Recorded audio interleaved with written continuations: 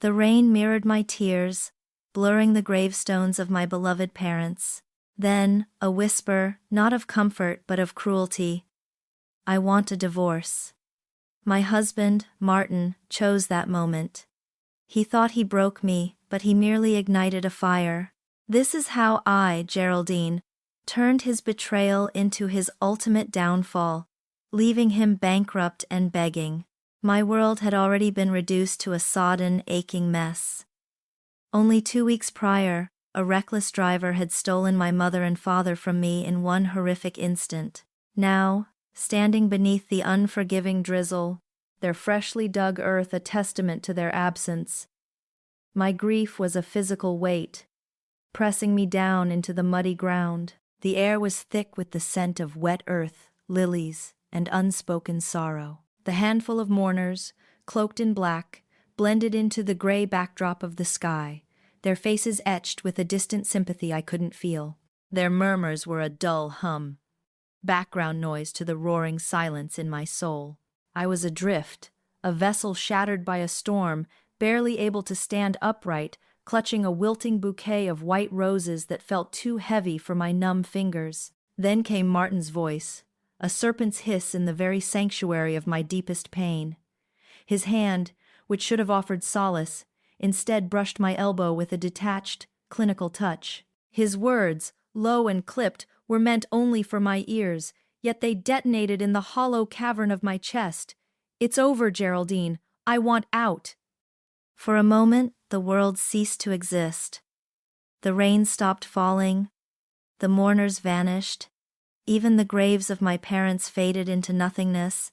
All that remained was Martin's cold, handsome face, his eyes devoid of the slightest flicker of empathy, and the two brutal words, divorce.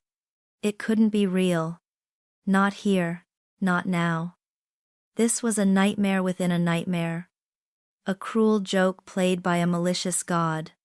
My mind, already stretched to its breaking point, simply refused to process it. Disbelief, a monstrous, paralyzing force, clamped down on my every thought, every nerve. I stared at him, my mouth slightly agape, searching for a hint of jest, a sign that this was a sick, twisted attempt to snap me out of my stupor. There was none, only a chilling resolve in his gaze. The crushing devastation that followed was unlike anything I had ever known. Losing my parents had ripped a gaping hole in my life. This was Martin tearing another piece away, twisting the knife in a wound already bleeding profusely. It was a betrayal so profound, so utterly devoid of humanity, that it left me emotionally paralyzed. My limbs felt like lead, my breath caught in my throat, and a cold dread seeped into my very bones. I stood there, trapped between the fresh grief for the two people who gave me life, and the sudden, brutal murder of the life I had built with this man. The weight of this double loss threatened to buckle my knees, to drag me down into the earth beside my parents, never to rise again.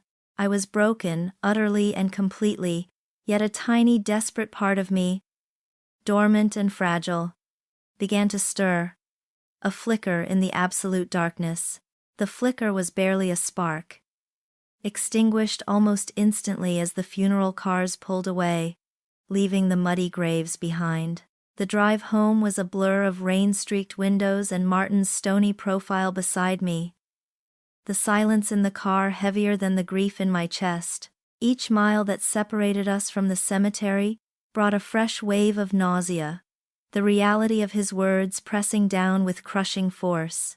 I could feel the children, Kimberly, Eric, and little Sharon, hushed and withdrawn in the back seat, their innocent sorrow a stark contrast to the venomous betrayal simmering between Martin and me. As the car pulled into our driveway, the familiar brick facade of our home looked less like a sanctuary and more like a looming prison.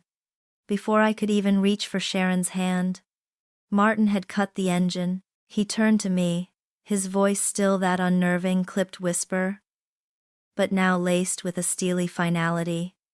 "We need to talk. Now." We stepped inside, the damp chill clinging to our clothes. But it was the icy atmosphere Martin carried that truly froze the air. The children, sensing the shift from quiet mourning to an unspoken sharper tension, moved quickly towards the kitchen, their small voices hushed as they rummaged for snacks, trying to erase themselves from the growing storm.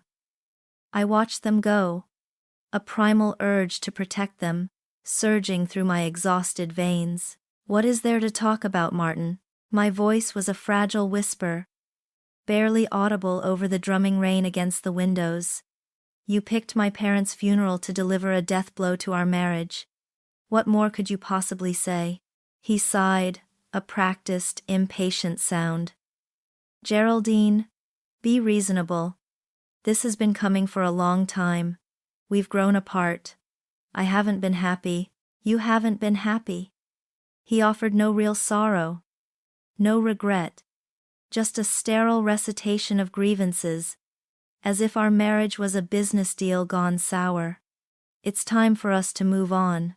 Separate lives. It's better for everyone." "Better for everyone?" I scoffed, the sound hollow in the cavernous foyer. "Better for times you mean? You just buried my parents. Our children are in there, processing the loss of their grandparents, and you think this is better?" His gaze hardened. "I'm not asking, Geraldine.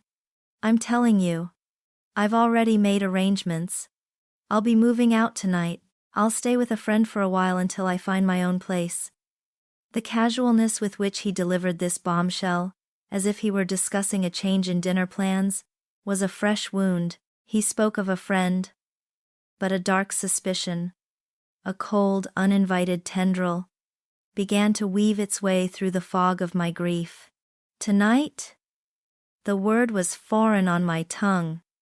"You're just leaving? You're not even going to talk to the children?" "I'll talk to them when things are settled, when it's less emotional," he said, gesturing vaguely as if emotions were an inconvenience, not the very fabric of our lives. "It's best if we present a united front. That this is a mutual decision. For their sake." His words were a shield, expertly wielded to deflect any accusation of his cruelty. My heart shattered all over again, splintering into countless, agonizing pieces. This wasn't just a man leaving. It was the abrupt, violent tearing away of the foundation of our family. I wanted to scream, to rail against his callousness, but my throat closed up. The raw effort to appear composed, to absorb this final brutal blow without collapsing, consumed every ounce of my rapidly depleting strength. I could hear Kimberly's soft murmur from the kitchen, and Eric's more boisterous laugh, the brief, fragile sounds of childhood innocence. They were oblivious, and I desperately needed to keep them that way, at least for a little while longer. He was quick. Alarmingly so.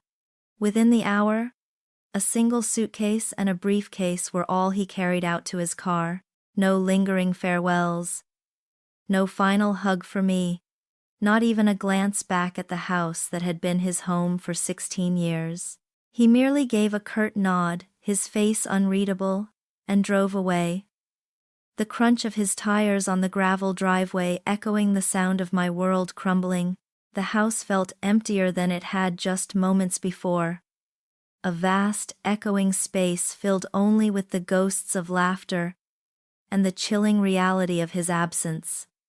I was alone, utterly, irrevocably alone with 3 children who would soon realize their father was gone, their world irrevocably changed. The weight of it all was suffocating, pressing down until I felt my own breath shallowing. I sank onto the cold wooden floor, the silence roaring in my ears, and for a long time, I just wept. Tears for my parents, tears for my shattered marriage, and tears for the future I had believed in. But as the sobs subsided, and a numb quiet settled over me, my gaze fell upon a child's drawing, tacked haphazardly to the refrigerator door. A stick-figure family, smiling beneath a bright yellow sundae, A fierce, protective warmth bloomed amidst the desolation. He may have taken everything from me, but he would not take my children's happiness. Not ever. The drawing, a crude but earnest depiction of our family, stared back at me. A silent promise. My parents were gone. Martin was gone. But they times were still here, fragile and innocent. The thought was a lifeline, pulling me from the abyss of despair. The emptiness of the house pressed in, a physical ache.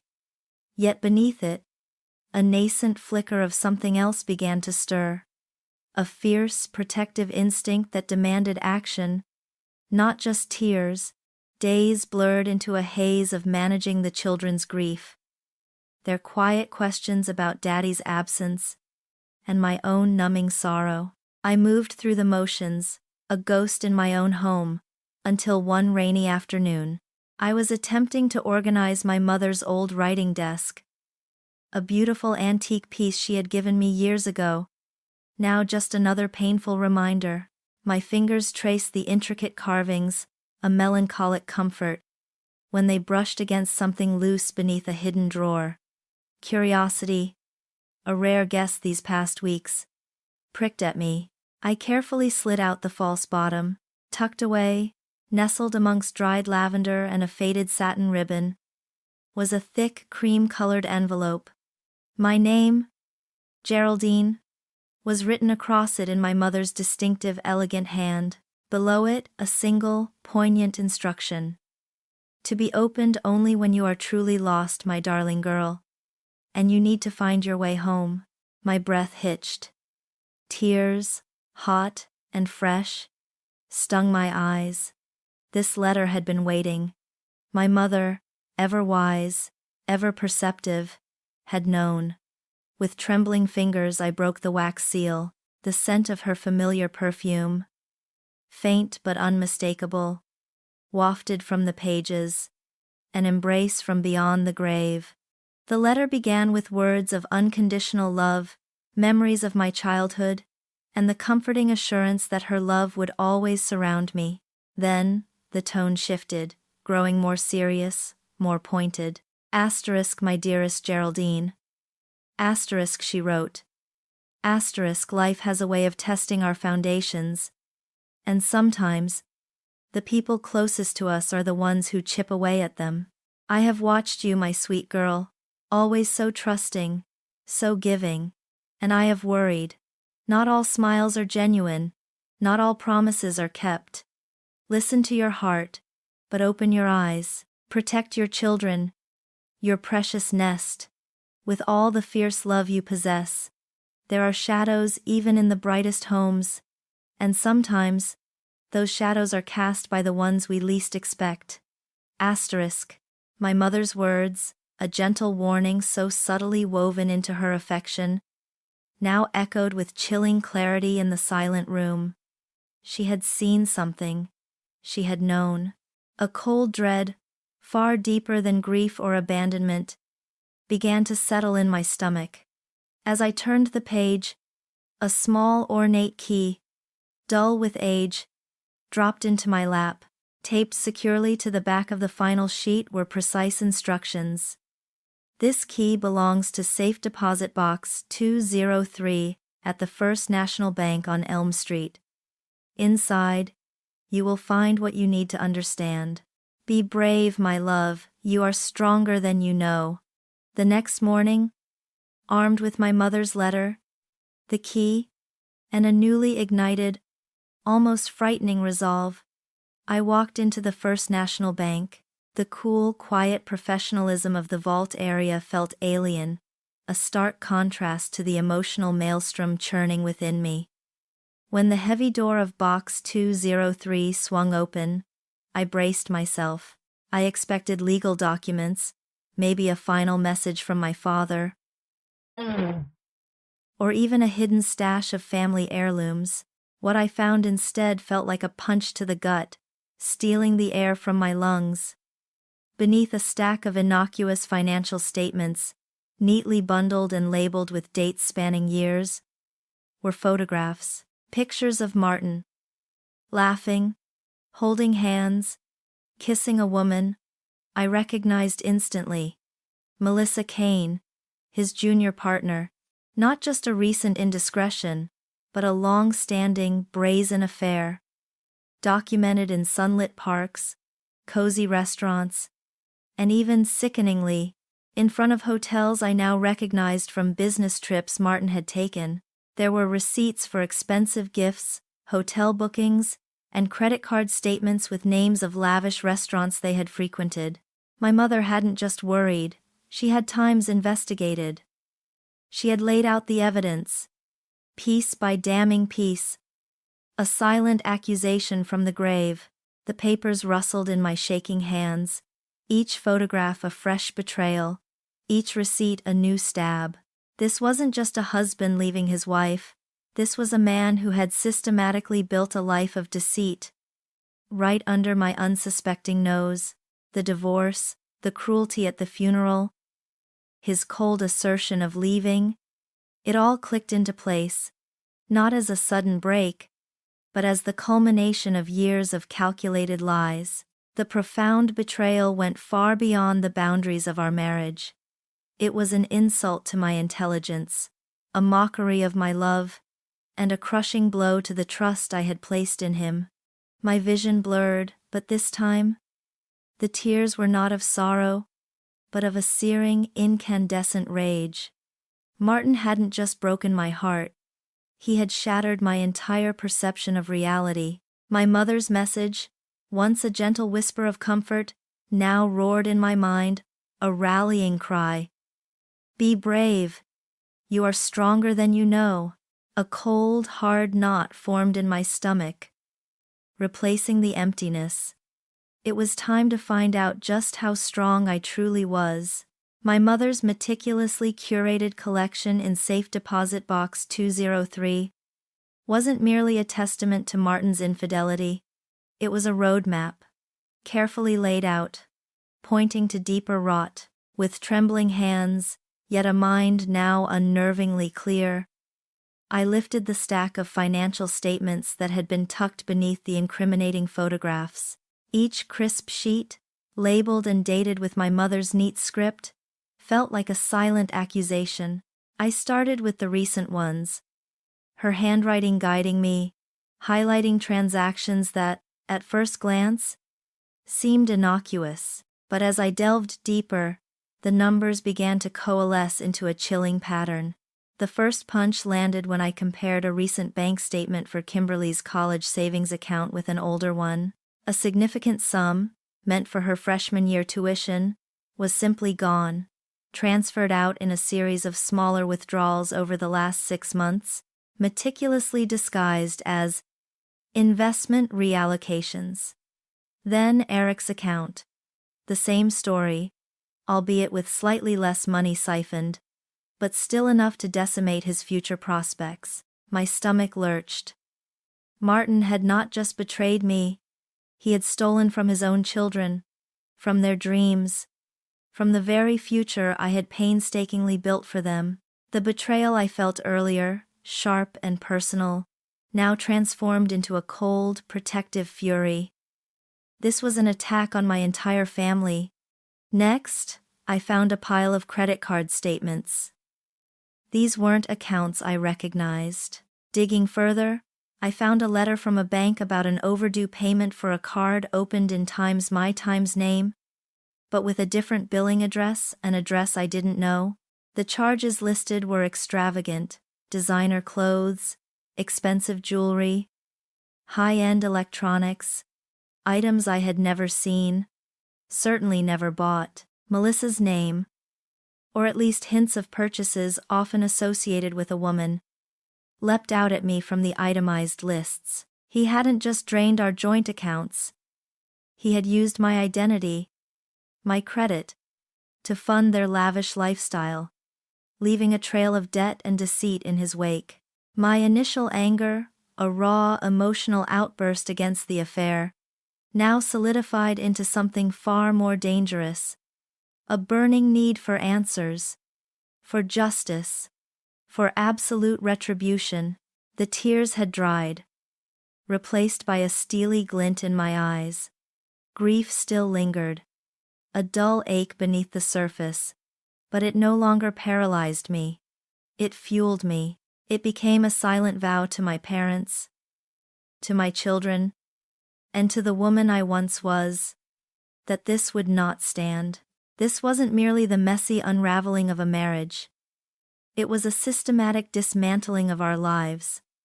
A calculated act of financial destruction that Martin had orchestrated with chilling precision. He hadn't just grown apart from me. He had actively, ruthlessly, plundered our resources for years. The realization hit me with the force of a physical blow. This wasn't an impulsive act born of passion or discontent. This was planned. Every business trip now felt like a secret rendezvous. Every late night at the office a carefully constructed lie. My husband, the man I had trusted implicitly, the father of my children, was a master manipulator, a thief, and a con artist. The polite, measured words he'd used to justify his departure at the funeral now rang hollow, mocking me with their casual cruelty. He hadn't just wanted out. He wanted everything, leaving me and the children with nothing but the wreckage. The shift within me was palpable, almost physical.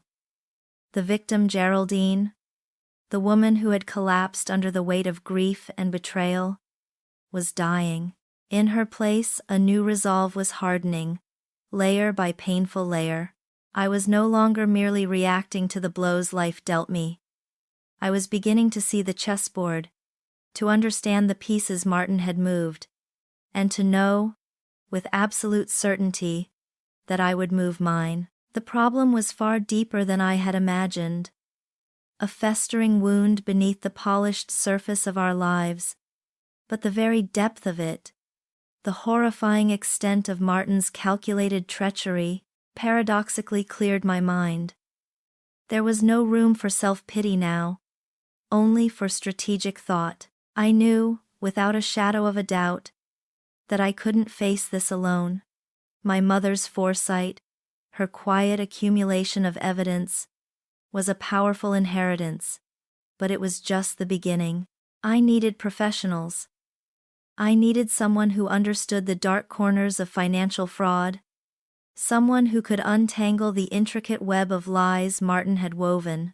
The sheer scale of his deception, from the emotional to the financial, demanded a full investigation. This wasn't just about divorce anymore. It was about justice.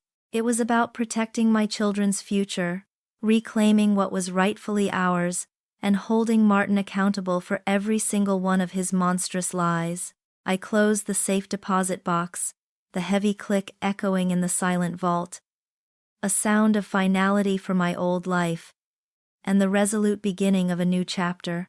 The heavy click of the safe deposit box echoed not just in the silent vault, but in the newly awakened corridors of my mind. It was the sound of a door closing on my past, and another swinging wide open to a future I had to forge. The immediate next step, fueled by a cold, unwavering resolve, was clear. I needed a private investigator. Not just any investigator, but someone meticulous, discreet, and utterly ruthless in their pursuit of truth. My mother had given me the compass. Now I needed a guide to navigate the treacherous waters Martin had created. My search was as methodical as it was desperate. I spent evenings after the children were asleep, hunched over my laptop, poring through online forums, professional directories, and discreet advertisements. I filtered through flashy claims and empty promises, focusing on those with a background in corporate fraud, white-collar crime, and high-stakes divorce cases. I cross-referenced names, checked public records, and even discreetly called a few references, feigning interest in a minor business dispute. This new Geraldine, forged in the fires of betrayal, was cautious, precise, and learning fast. After nearly a week of intense research, one name consistently rose to the top: Dakota Jensen. His website was understated, almost sparse, but his credentials were formidable. A former FBI agent specializing in financial crimes, now running a boutique investigation firm. There were no flashy testimonials, just a quiet assurance of professionalism and results. He felt right. He felt like the sharp, unblinking eye I needed. My first meeting with him took place in a nondescript office building downtown. Dakota Jensen was exactly as I had imagined. Lean, with piercing gray eyes that seemed to take in everything, and a quiet demeanor that exuded competence rather than bravado. He had a slight, almost imperceptible scar above his left eyebrow, hinting at a past that had seen its share of confrontation. There was no small talk, no superficial pleasantries. He gestured to a chair, offered me water, and then, simply, waited. "Mrs. Matthews," he began, his voice a low rumble. My intake form mentioned complex financial and marital issues. "Please elaborate." I took a deep breath, the sheer weight of my story threatening to overwhelm me. But I had promised myself, and my children, that I wouldn't falter. I laid it all out. The funeral, Martin's cruel declaration, the initial shock, and then the devastating discoveries, my mother's letter, the safe deposit box, the photographs, the drained college funds, the fraudulent credit cards. I spoke dispassionately, presenting the facts like a prosecutor building a case, meticulously recounting the timeline and the mounting evidence. I watched his face carefully, searching for judgment, for disbelief, but found only an unwavering clinical attention. He took notes, his pen scratching quietly, occasionally interjecting with a precise, incisive question that showed he was already piecing together the larger picture. "So, to summarize," he said, leaning back slightly, "your husband, Martin Matthews, a corporate lawyer, has been involved in a long-term affair, systematically embezzled funds from your children's college accounts, committed credit card fraud using your identity, and initiated a divorce under particularly egregious circumstances, all while maintaining a facade of normalcy for years." He paused, his gaze fixed on me. "And your mother, God rest her soul, foresaw this and left you the initial evidence." "Precisely," I confirmed, a knot tightening in my stomach. Hearing it all laid out so plainly, so starkly, was chilling. "Given his profession," Dakota continued, "it's highly probable this isn't limited to family finances. Lawyers in his position, with this level of deception, often extend their habits to their professional lives. Client funds, company accounts, partners' investments, these are common targets. He thinks he's above the law." He picked up a pen, tapping it lightly against his notepad. "My approach will be comprehensive. I'll start with public records, delve into his professional history, scrutinize his firm's finances, cross-reference his business trips with known activities of Miss Kane, and essentially build a financial and personal profile that leaves no stone unturned. This will require time, and it will be costly, Mrs. Matthews, but if what you suspect is true, we're not just looking at a divorce settlement. We're looking at criminal charges." The word criminal hung in the air, cold and heavy. It was a terrifying prospect, but also, disturbingly, a liberating one. This wasn't just about reclaiming my life. It was about exposing a monster. I nodded, my resolve hardening further. "Do what you have to do, Mr. Jensen. Just find the truth."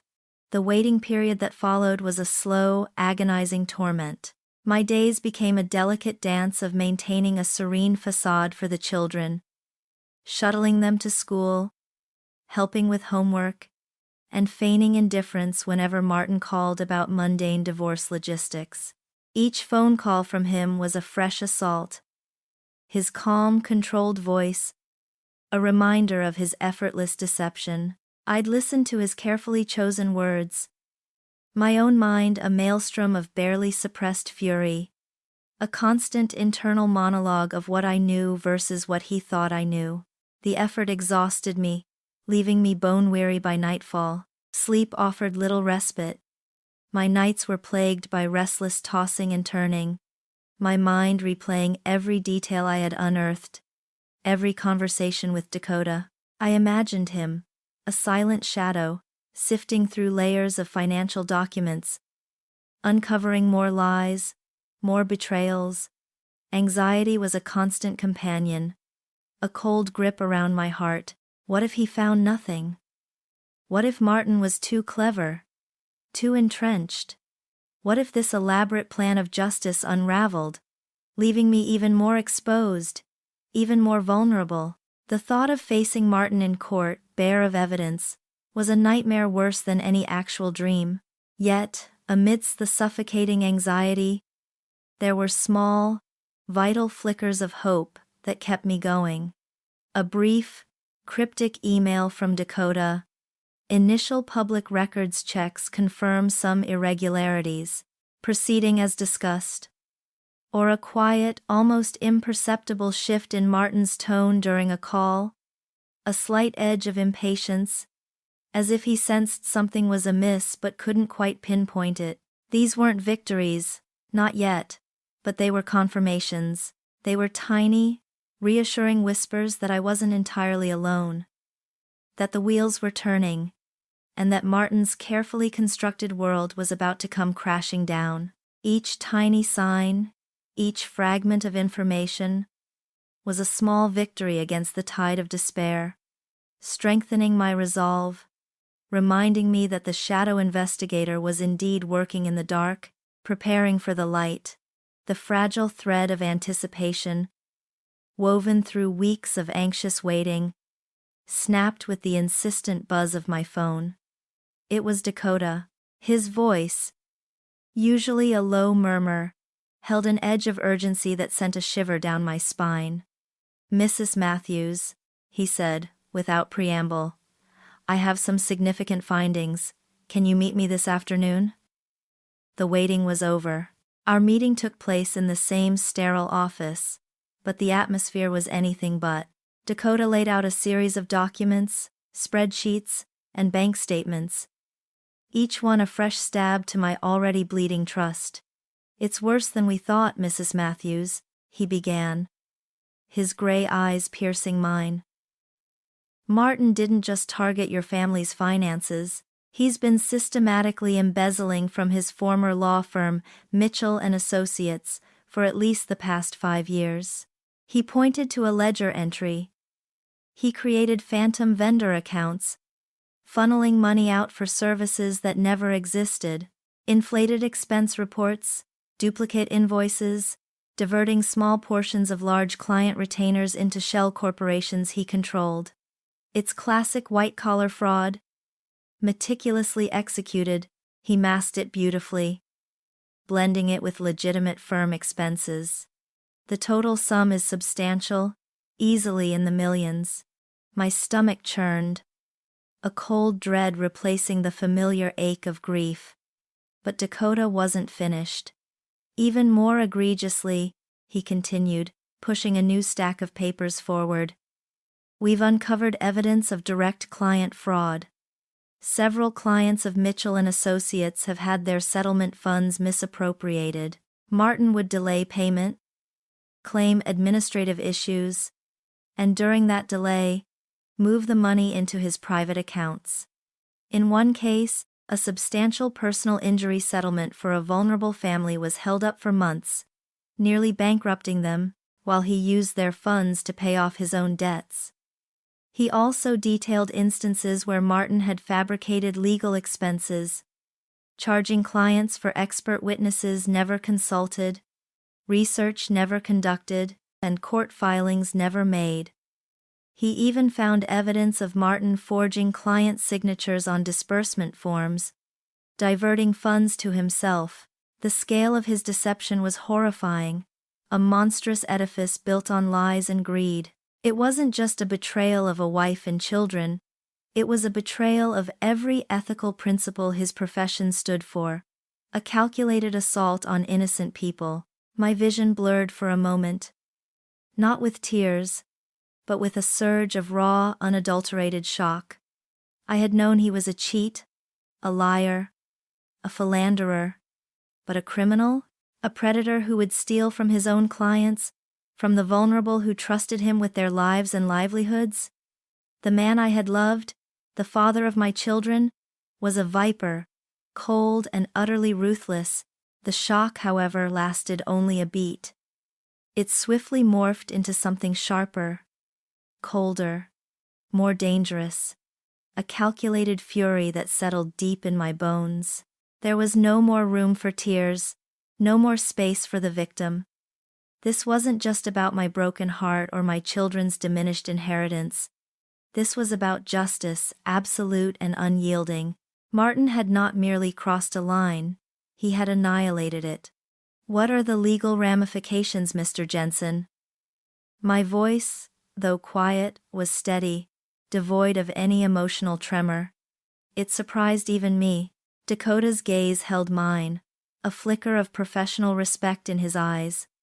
Given the evidence, we're looking at multiple felony counts: grand larceny, embezzlement, wire fraud, identity theft for the credit card fraud, and potentially even racketeering if we can prove a pattern of organized criminal activity within his legal practice. His law license will be revoked. He could face significant prison time, Mrs. Matthews. And with the client fraud, there will be a tidal wave of civil lawsuits as well. The words prison time echoed in the quiet room. It was a terrifying, yet perversely satisfying thought.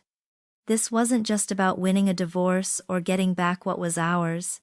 This was about stripping him bare, dismantling his entire fraudulent empire, and ensuring he paid the ultimate price for his monstrous deceit.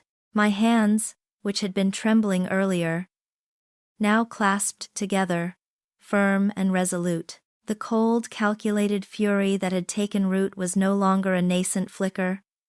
It was a raging inferno, ready to consume everything in its path. Martin Matthews had dug his own grave, and I, Geraldine, would ensure he was buried in it. The hum of the fluorescent lights in Dakota's office faded into a new kind of silence within me. It wasn't the desolate quiet of grief, nor the roaring emptiness of betrayal. This was the calm, resonant silence of a battlefield cleared, ready for strategy. The naive wife, the trusting partner who had navigated life with a heart full of generous assumptions, was dead. In her place, a new Geraldine was emerging, forged in the brutal fires of deceit, her every fiber hardened by a resolve as cold and sharp as winter steel. The first few days after Dakota's revelations were a blur of intense, focused thought. My house, once a sanctuary, now felt like a war room. While the children were at school, or engrossed in their own quiet grief, I would spread out Dakota's documents on the dining table, poring over them, trying to find patterns, anomalies, anything Martin might have overlooked. Each forged signature, each misappropriated fund, wasn't just evidence against him. It was a personal affront, a piece of my trust shredded, a mockery of our shared history. My motivations crystallized, sharp and unyielding. This wasn't just about my pain. This was for Kimberly, Eric, and Sharon, whose college funds had been brazenly plundered, their dreams jeopardized by their own father's greed. This was for my parents, whose wisdom and trust Martin had so cruelly exploited, whose final act of love was to arm me for this battle. Their legacy, their belief in justice, demanded more than just emotional collapse. It demanded action. It demanded a reckoning that would echo through every corner of Martin's carefully constructed lie. The woman who used to hesitate, who sought compromise and avoided confrontation, was gone. In her place was a strategist, meticulously dissecting Martin's weaknesses, anticipating his moves, I studied legal precedents Dakota had pointed me to, researched financial regulations, and even delved into psychological profiles of white-collar criminals. I needed to understand the enemy completely, to think like him, to outmaneuver him at every turn. The sheer scale of his deception had stripped away my sentimentality, leaving behind only an icy analytical clarity. Maintaining the facade was perhaps the hardest part of my new existence. When Martin called, his voice still oozing that practiced, dismissive charm, discussing mundane divorce paperwork, I had to suppress the volcanic rage churning within me. Yes, Martin. Of course, Martin. I'll get to it, Martin. Each word was a tiny victory of self-control, a brushstroke in the portrait of the broken wife he expected to see. I kept my voice even, my demeanor subdued, never betraying the ice-cold fire that now burned behind my eyes. I made sure to always sound just a little overwhelmed, a little weary, just enough to make him believe I was still reeling, still vulnerable, and utterly incapable of fighting back. The children, too, were a challenge. They noticed the shift, a subtle hardening around my eyes, a new crispness to my voice. But they attributed it to grief, to the overwhelming task of single parenthood. I cooked their favorite meals, helped with homework, and tucked them into bed, all while my mind was racing through complex legal scenarios, mapping out Martin's downfall. Their innocent smiles were both my greatest strength and my deepest vulnerability. Their future was the prize, and I would tear down mountains to secure it. They deserved the truth eventually, but more importantly, they deserved justice and security. The plan began to form, not as a single grand stroke, but as a mosaic of interlocking pieces. Dakota's ongoing investigation was crucial, providing the granular detail needed for the legal framework. My job was to visualize the entire war, from the initial skirmish to the final devastating blow. I outlined timelines, identified key players, and even drafted mental scripts for potential confrontations. Every piece of evidence, every legal avenue, every media contact Dakota hinted at, became a weapon in my arsenal. I thought about the element of surprise, the precise moment to strike when Martin felt most secure, most invulnerable. His arrogance, I knew, would be his Achilles heel. This transformation wasn't without its cost. The old Geraldine, the one who found joy in simple things, who trusted easily, who saw the best in others, she was fading, replaced by a vigilant, almost cynical version of myself. The world now seemed sharper, more dangerous, full of hidden agendas and deceptive smiles. I felt a profound sense of loneliness, knowing that no one, not even Dakota, could truly understand the psychological landscape I was navigating. The burden of secrecy, of carrying this monstrous truth alone, was heavy. Sometimes, late at night, after the children were asleep and the house was quiet, I would catch my reflection in the dark window pane, and barely recognize the woman staring back. Her eyes held an intensity, a calculated hardness that was entirely new. It was the face of a survivor, yes, but also the face of someone irrevocably changed, someone who had traded innocence for an unyielding purpose. The old life, the old me, was gone, irrevocably consumed by the fire Martin had ignited. And from its ashes, this new, formidable Geraldine had risen, ready for war. The war was not merely an internal resolve, it required an external arsenal. My meticulous transformation into a strategist demanded the right commander for the battlefield. Someone who understood the intricate dance of law and justice, someone whose ethics were as unshakable as Martin's, were non-existent. My search, therefore, was just as rigorous as my hunt for Dakota Jensen. I needed a lawyer. Not just any divorce attorney, but a legal tactician, a formidable force who could navigate the murky waters of corporate fraud, personal betrayal, and criminal malfeasance. After days of discreet inquiries, poring over legal journals, and cross-referencing firm specialties, one name consistently rose above the rest: Mrs. Evelyn Walsh. Her reputation preceded her. A razor-sharp mind, a formidable courtroom presence, and, crucially, a fierce advocate for her clients, particularly in complex cases involving financial impropriety. Her practice was not glamorous. It was known for its meticulousness and its unwavering ethical stance. She felt like the perfect counterpoint to Martin's slick deceit. Our first meeting was held in her quiet, almost austere office on the 10th floor of a brick building. The silence here was different from my home. It was a silence of anticipation, of focused intent.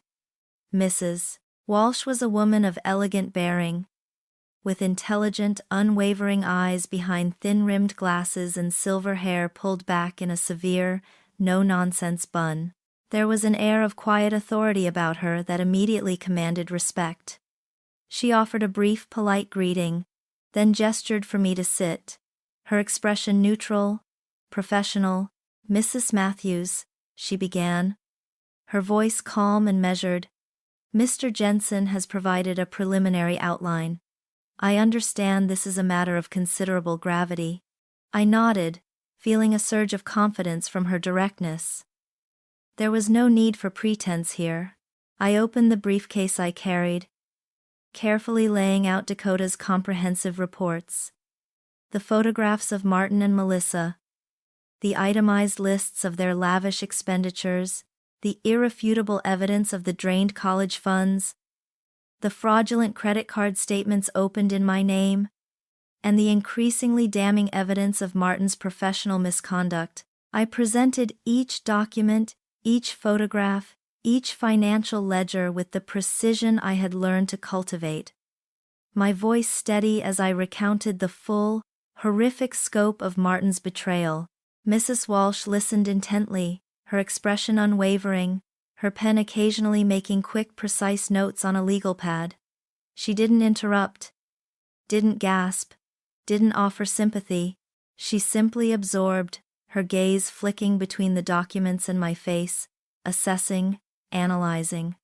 When I finished, the weight of the evidence seemed to fill the room, palpable and suffocating. She leaned back in her chair, a thoughtful silence settling between us. "This is," she finally said, her voice devoid of emotion, "an exceptionally well-documented case of extensive fraud, both marital and professional, compounded by identity theft. Mr. Jensen's work is thorough, Mrs. Matthews. Commendable." A small, almost imperceptible nod of approval was the closest thing she offered to praise. "Given the evidence," she continued, "our strategy will necessarily be multifaceted. This is not simply a divorce, as you've likely realized. We will be pursuing criminal charges against your husband, collaborating closely with the district attorney's office, the embezzlement from Mitchell and Associates, the client fund misappropriation. These are serious felonies. His law license will undoubtedly be revoked." My breath caught. Hearing the words "criminal charges" and "prison time," spoken so matter-of-factly by a legal professional, solidified the path I was embarking on. It was terrifying, yet exhilarating. Concurrently, Mrs. Walsh pressed on, "We will file a comprehensive divorce counterclaim, seeking full restitution for the funds stolen from your children's college accounts, compensation for the credit card fraud committed in your name, and maximum possible spousal and child support. We will also petition for full control of the marital assets that remain, given his egregious breach of fiduciary duty. We have a very strong case for the court to grant an unequal division of assets in your favor." She then moved to the ethical implications. "We will also be filing a formal complaint with the State Bar Association, which, combined with the criminal proceedings, will ensure his professional ruin." The exposure of his crimes will also open him up to a cascade of civil lawsuits from his former firm and defrauded clients. His new firm, should he attempt to launch it, will be dead on arrival. We discuss the timing. Maximum impact, Mrs. Matthews, Mrs. Walsh stated, her eyes sharp. We want to strike when he feels most secure, most invulnerable, when he has committed fully to his new life, perhaps even unveiled his new venture. The element of surprise will be our most potent weapon. We will coordinate the filings of the criminal charges, the civil counterclaims, and the ethics complaints to hit simultaneously, ensuring a public and irreversible downfall. The scope of it all, laid out in such cold, logical terms, was overwhelming. This was no longer a quiet fight for my personal freedom. This was a full-scale legal war, a scorched earth campaign to dismantle Martin's entire fraudulent empire. It would be long, draining, and undoubtedly ugly. It would expose every painful detail of my shattered life to public scrutiny. There would be no turning back, no quiet retreat. But as I looked at Mrs. Walsh, her gaze steady and resolute, a quiet certainty settled in my heart. This was the fight I was born for, the ultimate purpose forged in the ashes of my old life. Martin had started this war. I would be the one to finish it. The declaration of war had been made, the strategist appointed, and the arsenal prepared. Now began the hardest part. The grueling, silent siege. Evelyn Walsh's words. Maximum impact. When he feels most secure, echoed in my mind. A constant drumbeat, demanding patience, demanding control. My home transformed from a war room into a command center, where the most crucial weapon was my own unwavering calm. My days became a carefully choreographed ballet of deception. For the children, I was a strong, if grieving, single mother, navigating the new normal. For Martin, on the rare occasions he deigned to call about shared expenses or paperwork, I was the emotionally shattered ex-wife, overwhelmed and barely coping. My voice would soften, my replies vague, painting a picture of helpless vulnerability that I knew he would eagerly believe. It was a mask I wore with chilling precision, a performance I perfected with every interaction, every suppressed flinch, every forced smile, every feigned sigh of weariness was a strategic maneuver, deepening his complacency. Meanwhile, in the quiet hours after the children were asleep, the real work continued. Dakota Jensen's updates arrived like clockwork. Discreet emails detailing new accounts uncovered, shell corporations identified, and client complaints starting to surface. Nascent whispers of the storm to come. But I wasn't content to simply wait for his reports. I became my own shadow operative, albeit a far less equipped one. Social media, once a frivolous distraction, became a window into Martin and Melissa's brazen new world.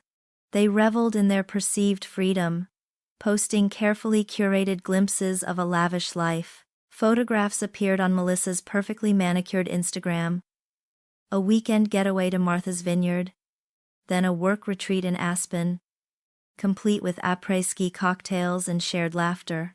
Martin, who had always maintained a more conservative online presence, now featured prominently, his arm around Melissa, his smile wide and unrestrained.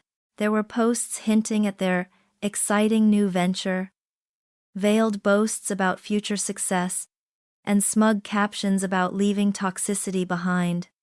Each image, each carefully crafted word, was a fresh barb, yet it only sharpened my resolve. I saved them all, meticulously logging dates and comments, knowing they would serve as irrefutable proof of their public relationship and shared, stolen prosperity. My quiet observations extended beyond the digital realm. A chance encounter at a grocery store, where I overheard Melissa loudly discussing our new downtown office, and Martin's brilliant legal mind to an eager acquaintance. Another time, picking Sharon up from school, I saw Martin's sleek new car, an expensive model I knew he couldn't afford on his legitimate salary, pull up just a block away. Melissa emerged from the passenger side, adjusting her designer sunglasses, before they both disappeared into a nearby cafe. My heart hammered, not with pain, but with a cold certainty. They were building their empire on the ruins of mine, openly flaunting their ill-gotten gains, oblivious to the fact that I was watching, patiently, silently, documenting every single step. Martin's arrogance, previously a subtle undercurrent, now flowed freely, unchecked.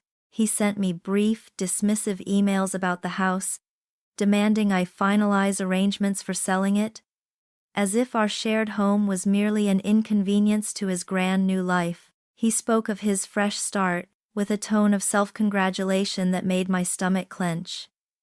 He genuinely believed he had won, that I was simply a hurdle he had cleared, a casualty of his ambition. He was utterly convinced of his untouchability, his cunning so absolute that he could not conceive of being outmaneuvered.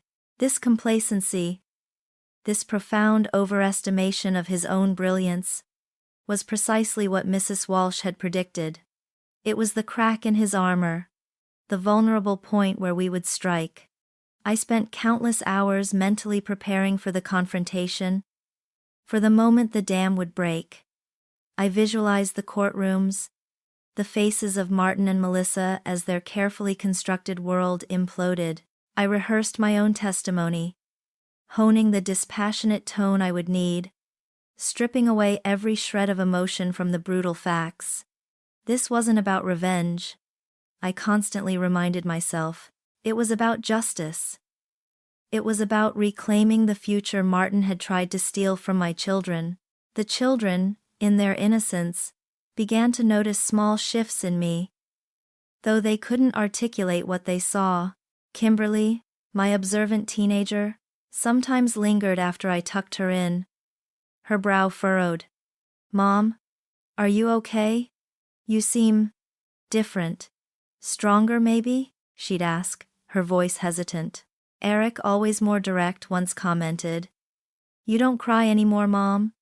Little Sharon, however, simply offered more hugs, as if sensing a new, quiet strength within me that she instinctively gravitated towards. I would offer them reassuring smiles, attribute my resilience to their love and my parents' memory, and hold them closer, burying the truth of my secret battle beneath layers of maternal affection.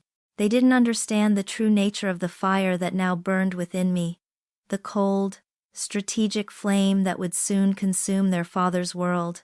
They just knew their mother was changing, growing, and somehow becoming a fortress they could rely on.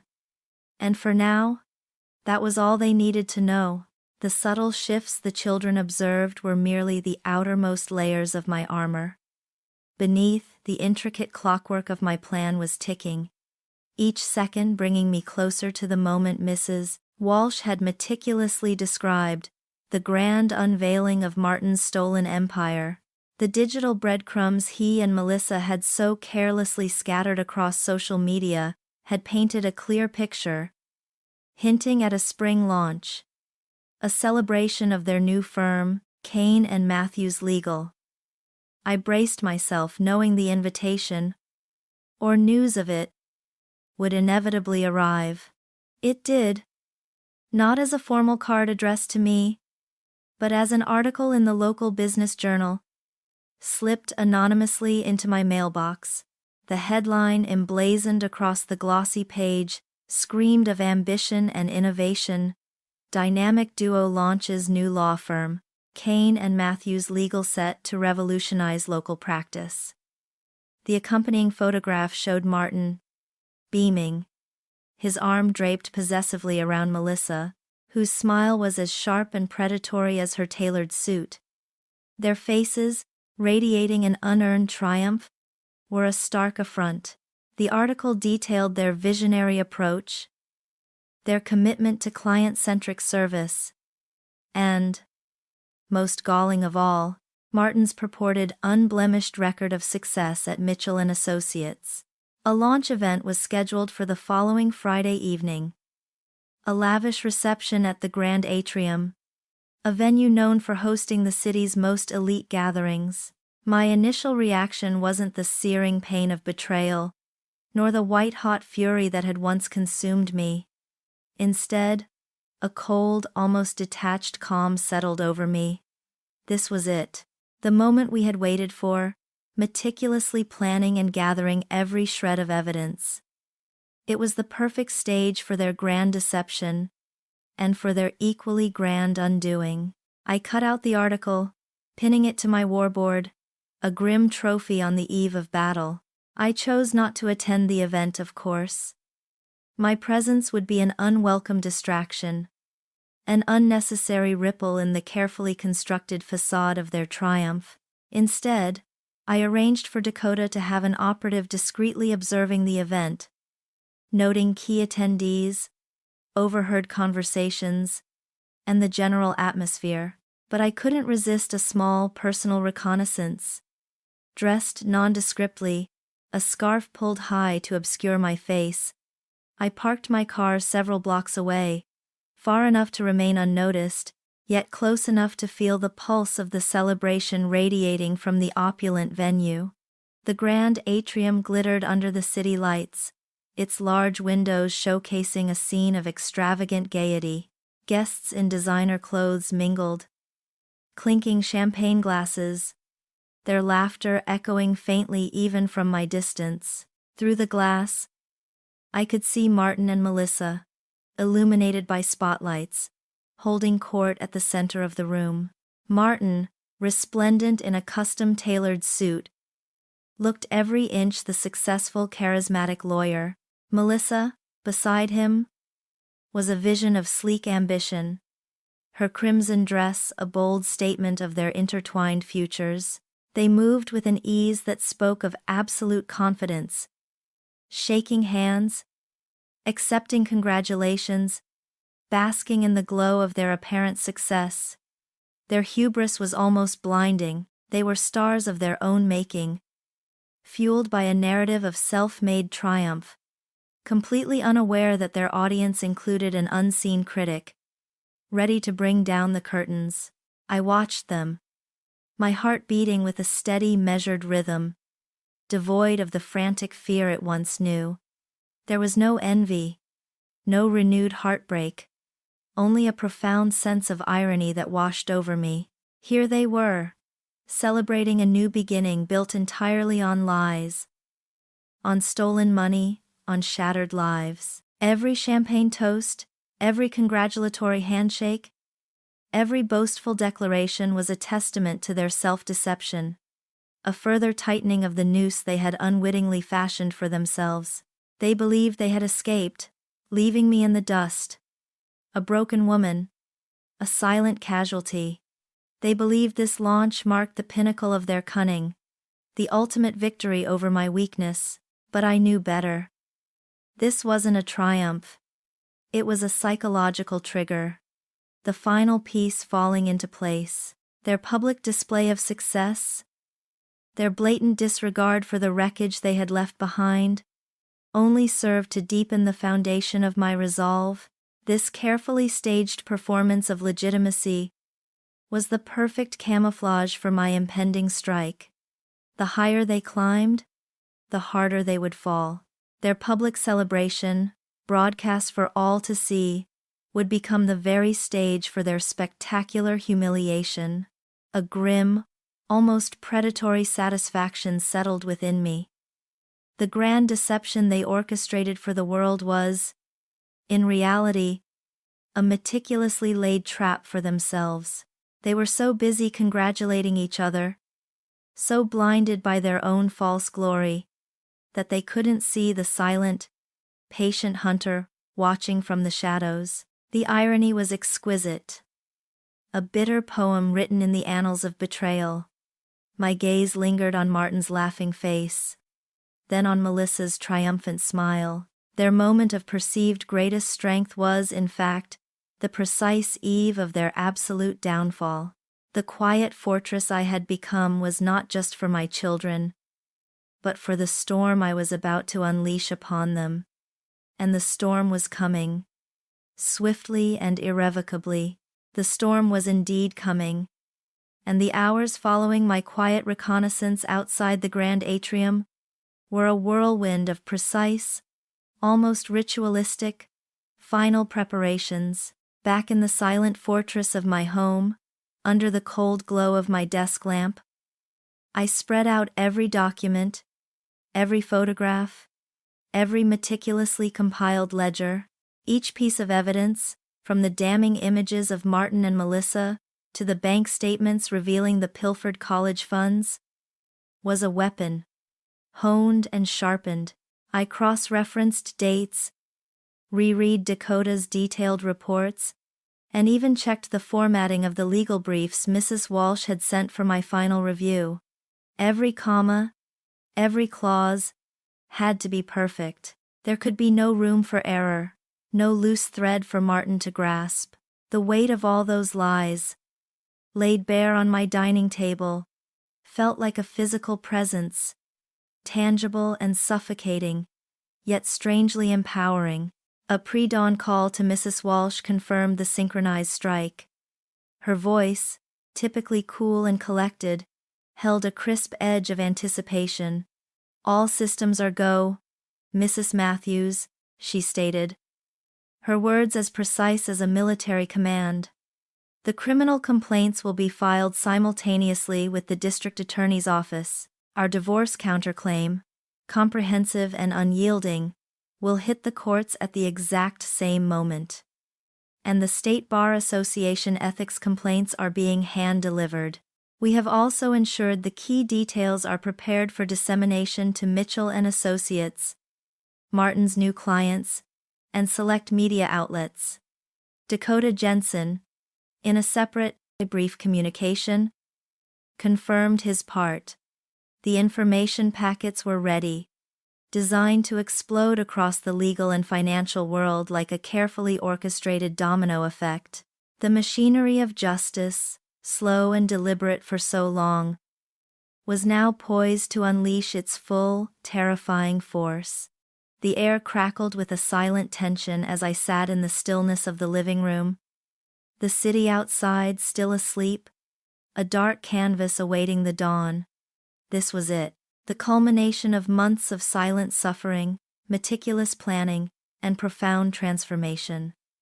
I had navigated the labyrinth of grief, endured the agony of betrayal, and emerged a different woman entirely. The old Geraldine, the one who cried herself to sleep and felt the world crumbling around her, was a distant echo. The woman who sat here now was a vessel of cold, strategic resolve. Her heart a hardened core, her mind a finely tuned instrument of justice. The strategic calm that had become my shield for so long now began to vibrate with something new. A fierce, almost primal anticipation. It wasn't merely excitement, nor was it the base satisfaction of revenge. It was something deeper, more profound. It was the absolute, unyielding conviction of justice about to be served. A powerful current of righteousness thrumming through my veins, the patient waiting, the constant masking of my true intentions, the unbearable burden of secrecy. All of it had led to this precipice. I recalled Martin's smug smile at the funeral, his casual cruelty, the dismissive wave of his hand as he walked out of our home. I remembered the sickening discovery of the drained college funds, the audacious fraud, the monstrous extent of his deception. Each memory, once a source of searing pain, now felt like a jolt of pure, focused energy, propelling me forward. This wasn't just about reclaiming what was lost. It was about asserting a truth, about making sure that the innocent were protected and the guilty paid their dues. I closed my eyes, picturing Kimberly, Eric, and Sharon. Their innocent faces, their bright futures, were the bedrock of this entire endeavor. Martin had tried to steal their stability, their peace of mind, their very foundation. I would not let him. My gaze then shifted, in my mind's eye, to the misty gravestones of my beloved parents. Their legacy of love, wisdom, and quiet strength had been my guiding star. My mother's letter, a silent blessing and a powerful weapon. Be brave, my love. You are stronger than you know. I repeated her words like a mantra, a sacred vow. I am. Mama, I whispered into the pre-dawn quiet, my voice thick with emotion, yet firm with unwavering intent. I promise you, and I promise my children, that justice will be served. He will pay for every single lie. This is for all of us. With the quiet conviction of a warrior on the eve of battle, I rose, walked to the window, and watched the first fragile light of dawn break over the horizon. Knowing that with it, a new kind of storm was about to begin. The sunrise, when it finally painted the sky in muted hues of gray and rose, brought with it not just light, but a chilling sense of purpose. Mrs. Walsh's call, precisely at 8 a.m., was brief and to the point. All papers filed. Mrs. Matthews, the storm has begun. I pictured her, efficient and resolute, her team already dispersing the carefully compiled dossiers. Simultaneously, in the hallowed halls of the district attorney's office, the criminal complaints against Martin Matthews were stamped with official seals, commencing a legal cascade that would soon drown him. At the State Bar Association, the detailed ethics complaints, outlining his egregious professional misconduct, landed on the desks of the disciplinary committee, a precursor to the irrevocable shredding of his career. And in the family courts, my comprehensive divorce counterclaim, loaded with every damning piece of evidence from my mother's safe deposit box to Dakota Jensen's meticulous reports, became part of the public record, an undeniable declaration of war. My breath hitched, not from fear, but from the sheer, profound weight of what had just been set in motion. The silence that followed Mrs. Walsh's call was deceptive. It was the calm before the information-driven tsunami. Dakota's carefully constructed media packets, devoid of sensationalism but brimming with irrefutable facts, began their calculated dissemination. First to hit were the targeted sources. Robert Mitchell, Martin's former employer, received a detailed account of the millions embezzled from his firm. The impact would be immediate, devastating. Then, the new clients Martin and Melissa had so arrogantly courted for Kane and Matthews Legal received anonymous but authenticated summaries of Martin's past client fraud and ethical breaches. Imagine their faces.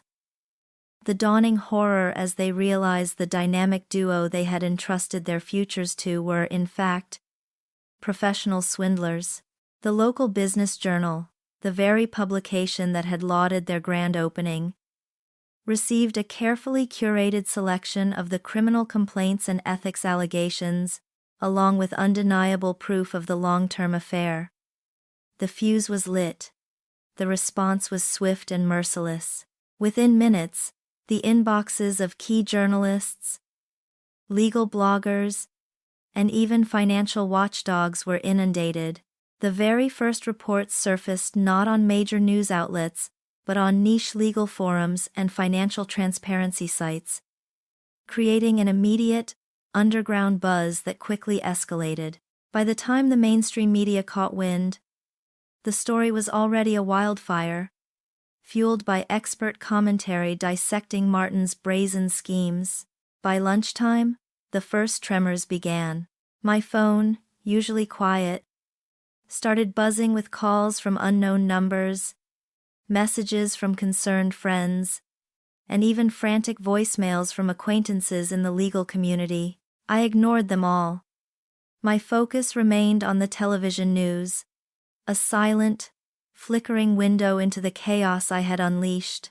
The local news channel ran a breaking report, a somber anchor announcing an unprecedented scandal rocking the legal community, detailing allegations of massive financial fraud and ethical violations against a prominent local lawyer, Martin Matthews. His face, once beaming confidently in the business journal, now stared out from the screen, his name synonymous with disgrace. The screen split, showing a grainy photograph of Melissa Kane beside him, her name also being dragged through the mud. The camera cut to a shot of the grand atrium, its doors now surrounded by reporters, their microphones thrust at bewildered security guards. Kane and Matthews Legal was a firm, not even a week old. And already it was being dissected on live television, its reputation obliterated before it even had a chance to breathe. Reporters, frantic and relentless, descended upon Mitchell and Associates, capturing the bewildered faces of Martin's former colleagues, their pronouncements of shock and disappointment laced with thinly veiled relief. Then came the damning sound bites. Sources confirm multiple felony charges pending. State Bar launches immediate investigation into alleged fraud. Clients reportedly furious, considering class action lawsuits. It was a masterclass in controlled chaos, a public vivisection of their careers and reputations. I could almost taste their panic, envision their frantic calls, the disbelief morphing into terror. Melissa, who had celebrated her perceived triumph with such brazenness, would now see her meticulously crafted image shatter. Martin, the master manipulator, would find himself ensnared in a web of his own making. Every lie exposed, every calculated move turned against him. The news reports grew more frantic, the details more damning. Client calls to Mitchell and Associates demanding answers. Potential new clients pulling out of Kane and Matthews Legal in droves. The State Bar announcing an emergency session. The firm they had so arrogantly launched, the very symbol of their hubris, was crumbling, not in weeks or months, but in mere hours, collapsing under the colossal weight of truth. I imagine Martin's frantic scramble, the sickening realization dawning on him as his phone undoubtedly rang off the hook, his partners abandoning ship, his new clients turning venomous, and his carefully cultivated network disintegrating into nothingness. Melissa, I was sure, would be equally undone, her carefully constructed glamour cracking under the intense scrutiny. Their triumphant launch event, just last night, now seemed a grotesque charade. A final public dance before the gallows. Every congratulatory toast they had received was now surely tasting like ash. The universe, it seemed, had a darkly poetic sense of humor. I watched it all unfold from my living room, the children safely at school, oblivious to the storm raging beyond our walls. There was no elation, no wild cheering, only a profound, almost weary calm. I felt the rumble of the earth beneath my feet. Not from fear, but from the systemic implosion of a life built on deceit. My own emotions remained eerily calm, a still point in the storm. This wasn't the cathartic scream I might have once imagined, nor the triumphant fist pump of victory. It was a cold, hard truth being revealed, a cosmic balance being restored.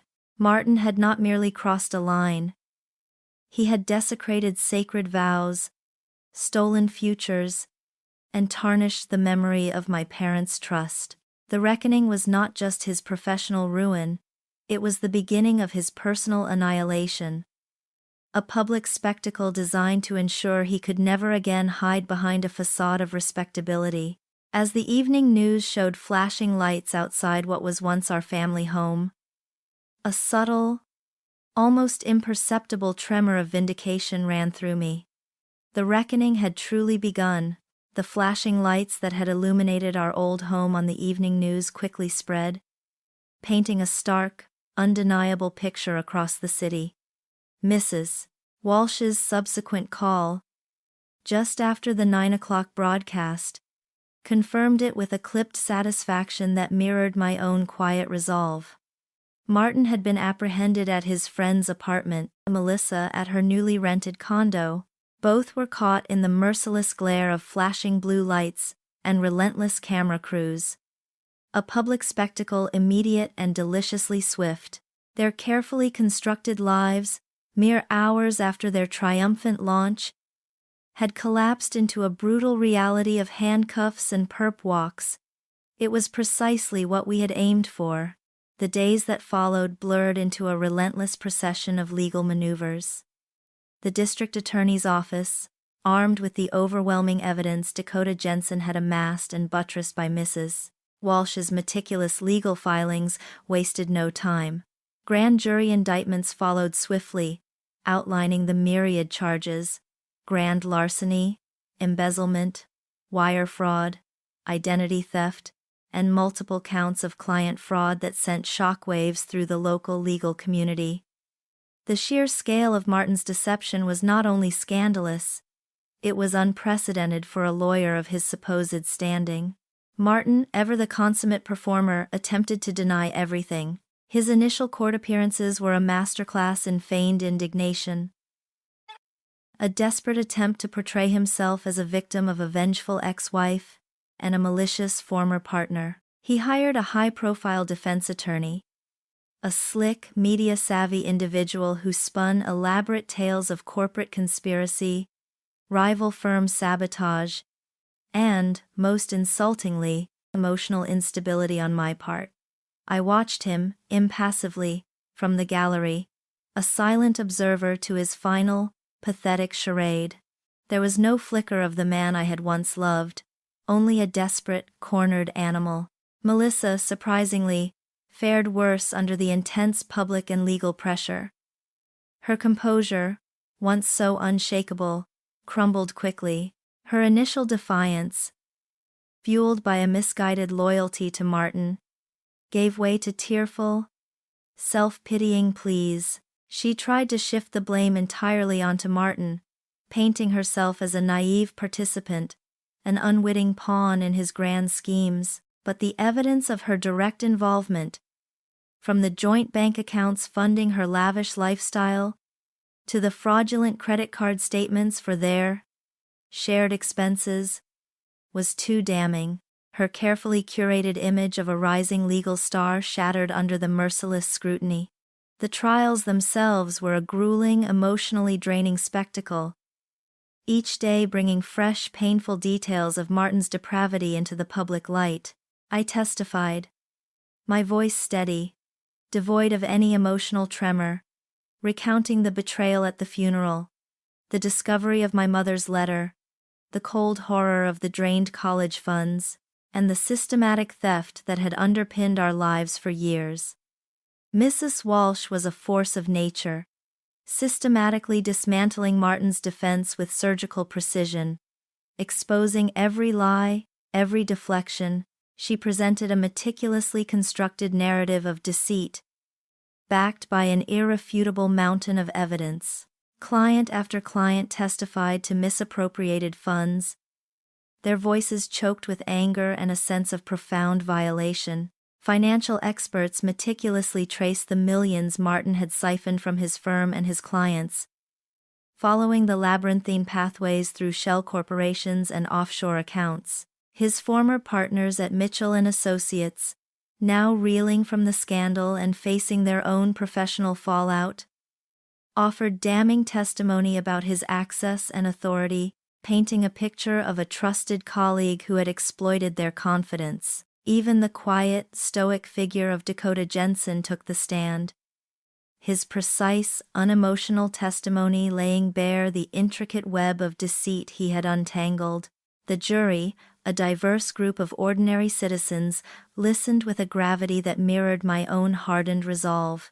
Their faces, a tapestry of shock, anger, and somber understanding, offered me a quiet strength. After weeks of testimony, of cross-examinations that tried to chip away at my credibility, of Martin's desperate, unconvincing denials, the jury retired to deliberate. The wait was agonizing, each passing hour a slow, torturous tick of the clock. My nerves were strung taut, a thin wire humming with the immense pressure of the moment. But then, the summons came. The courtroom was packed, the air thick with anticipation, a palpable tension gripping everyone present. When the foreman stood, his voice clear and resonant, and pronounced guilty on count after count, a collective gasp swept through the room, my own breath caught. Not from fear, but from a wave of profound relief washing over me, unexpected in its intensity. A physical lightness I hadn't realized I was craving. The sentencing phase followed swiftly. Martin, now stripped of his arrogant facade, appeared small, defeated, his face ashen. Justice, swift and unyielding, descended upon him. 8 years in state prison for his elaborate web of financial and professional crimes. Melissa, his accomplice, received a lighter sentence of 3 years, a testament to her slightly lesser, though still significant role. Her tearful pleas for leniency were met with the judge's stern condemnation. As the judge's gavel struck a final, definitive blow, I felt it resonate deep within me, a seismic shift that marked the end of an era. I didn't celebrate. I didn't shed a tear. Instead, a quiet, almost serene sense of vindication settled over me. It wasn't the fiery vengeance I might have once craved in my darkest moments, but something far more potent, the restoration of order, the assertion of truth. Martin's life, once glittering with false success, was now reduced to a prison cell. He had lost everything: his freedom, his reputation, his family, his future. And I, Geraldine, had reclaimed mine. The courtroom buzzed with the aftermath, reporters scrambling for quotes, lawyers exchanging hushed remarks. But for me, a profound quiet had descended, a silence of closure and the promise of a hard-won peace. The gavel's final echo in the courtroom had signaled an ending, but it was also a profound beginning. The very next morning, the quiet satisfaction of justice served gave way to the arduous, yet immensely satisfying task of reclamation. Mrs. Walsh, ever the efficient architect of my vindication, wasted no time. With the criminal convictions secured, the path to recovering our stolen assets became clear, albeit still fraught with bureaucratic hurdles and the intricate dance of court orders. Our first priority was the children's college funds. Those accounts, once barren landscapes thanks to Martin's greed, now held a renewed significance. Mrs. Walsh's team meticulously navigated the legal channels, securing restitution orders against Martin's remaining legitimate assets, and even pursuing claims against the liquidated remnants of Kane and Matthews Legal. It was a slow process, involving endless paperwork, meetings with bank officials, and the careful tracking of every penny. Each restored dollar, however, felt like a small victory, a tiny thread rewoven into the tapestry of their future. When I finally received the bank statements showing Kimberly's, Eric's, and Sharon's college savings accounts replenished, not just to their former state but with an additional layer of court-ordered compensation, a deep, resonant sigh of relief escaped me. It wasn't just money, it was peace of mind, a tangible promise of security that Martin had tried so cruelly to steal. Beyond the college funds, there was the painstaking process of untangling the financial mess Martin had left behind. The credit card debts incurred under my identity were systematically challenged and removed from my credit history, thanks to Dakota Jensen's meticulous documentation of the identity theft.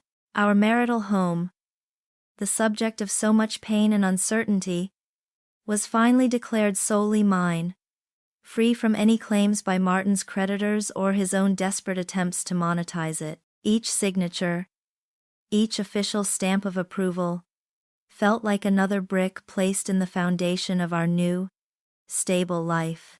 It was a tedious, often frustrating period, but every small success chipped away at the financial anxiety that had silently gnawed at me for months. As the financial pieces slowly fell back into place, the deeper, more complex work of emotional healing began. The children had been remarkably resilient, shielded by my unwavering presence and their own youthful optimism.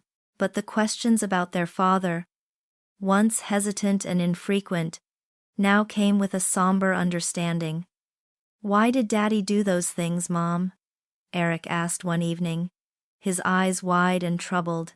Kimberly, ever the introspective one, simply watched, waiting for my answer. I chose honesty, as much as their young minds could grasp. I explained in simple, clear terms that their father had made very bad choices that hurt people, including us. I emphasized that his actions were about his own greed and selfishness, not about any fault of theirs or mine.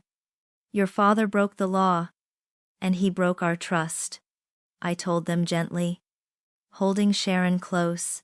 "And now he has to face the consequences of those actions. But what he did has nothing to do with how much I love you, or how much your grandparents loved us.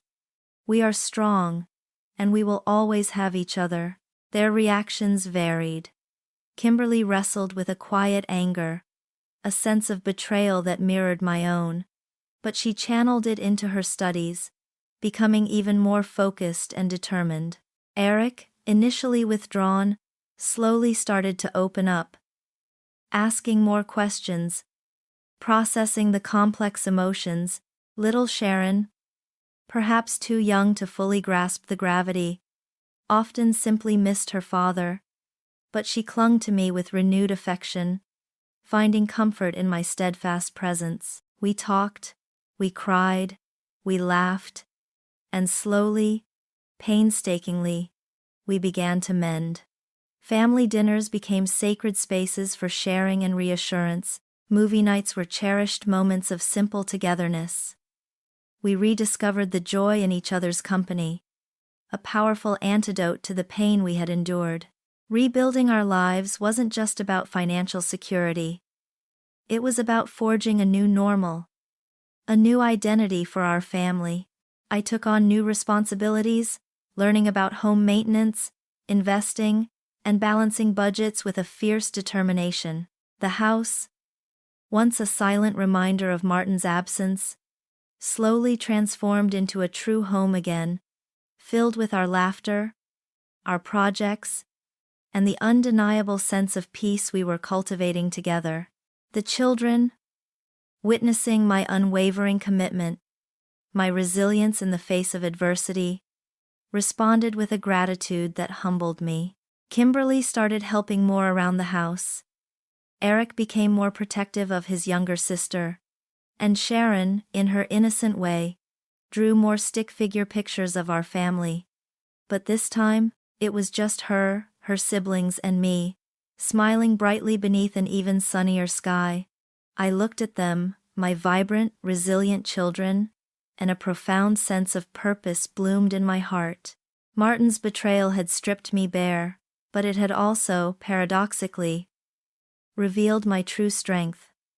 I was no longer defined by my relationship with him, or by the roles of wife or victim. I was Geraldine, a mother, a survivor, a woman forged in fire, standing tall and independent.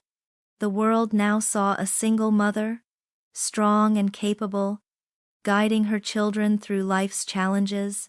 I embraced this role with every fiber of my being. There was a quiet power in making my own decisions, in providing for my children, in navigating the world on my own terms. The hard-won peace I had felt in the courtroom had deepened, settling into a profound sense of self-reliance and contentment. The future, once a terrifying void, now stretched before us, full of possibility, built not on deceit, but on the unshakable foundation of our love and my unwavering strength. That unshakable foundation, laid brick by painstaking brick in the aftermath of the storm, proved to be far more than just a sanctuary. It became the launchpad for a future none of us could have fully envisioned. Time, the most profound healer and transformer, wove its quiet magic, blurring the sharp edges of past pain and illuminating the path forward. The years unfolded with purpose and grace, each one a testament to resilience, each a layer added to the tapestry of our rebuilt lives.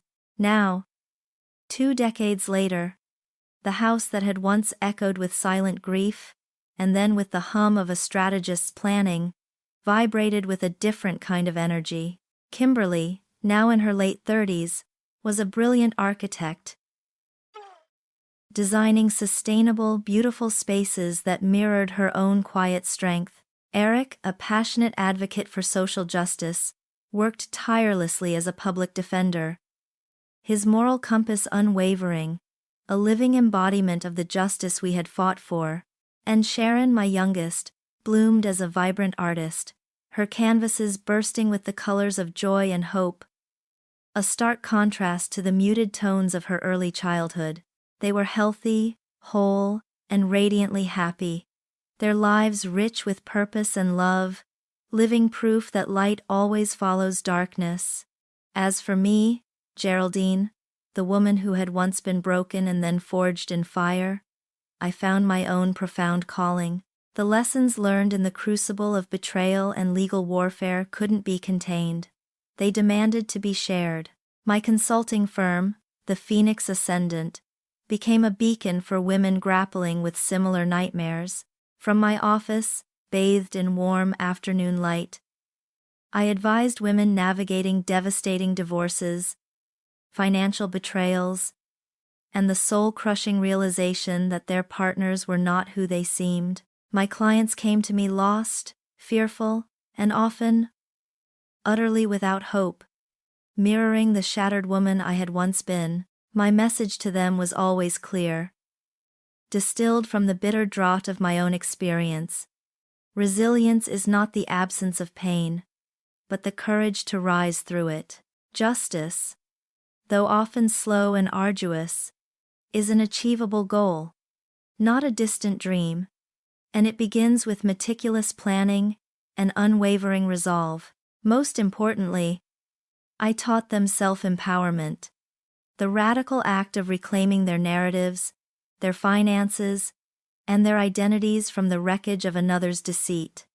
I helped them find their own Dakota Jensens, their own Evelyn Walshes, and most importantly, their own inner Geraldine, the one capable of turning betrayal into triumph.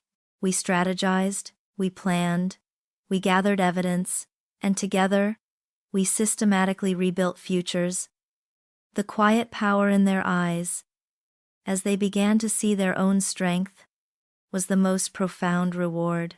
Looking back now, from the vantage point of a life lived fully and authentically, the journey felt both impossibly long and astonishingly swift. I often reflected on the woman I had been, the trusting wife, the grieving daughter, and marveled at the transformation. There were moments, particularly in the quiet of my office after a demanding day, when a shadow of the past would brush against me. I would remember the rain at the funeral, the serpent's hiss of Martin's words, the sickening realization of his betrayal. But these memories no longer held the power to wound. They served instead as reminders of the immense strength I had discovered, the deep well of courage I hadn't known I possessed. The pain had been real, the cost immense, but the lessons were invaluable. True trust is earned, not given blindly. Vigilance is a necessity, not a flaw, and the love for one's children can move mountains, even those built of deceit. My parents' wisdom, their quiet foresight, remained a guiding star. My mother's letter, now yellowed with age, still held a place of honor in my most cherished keepsakes, a constant whisper of her enduring love and belief in my strength. Martin, a fading memory of a distant nightmare, served out his full sentence, his existence confined to the grim reality he had forged for himself. The empire he had stolen, the reputation he had painstakingly built, had crumbled to dust, never to be resurrected. He had lost everything he held dear: his freedom, his standing, his children's respect, and any semblance of a future. My own triumph wasn't found in his downfall alone, but in the vibrant lives of my children, in the renewed hope I saw in the eyes of my clients, and most profoundly, in the quiet, unshakable peace I carried within myself. The storms had raged, the world had fractured, but I had rebuilt, not just a life, but a legacy. My ultimate victory was not just surviving, but thriving. Standing tall and whole, knowing that even from the deepest abyss of betrayal, a new beginning, strong and luminous, could always be forged.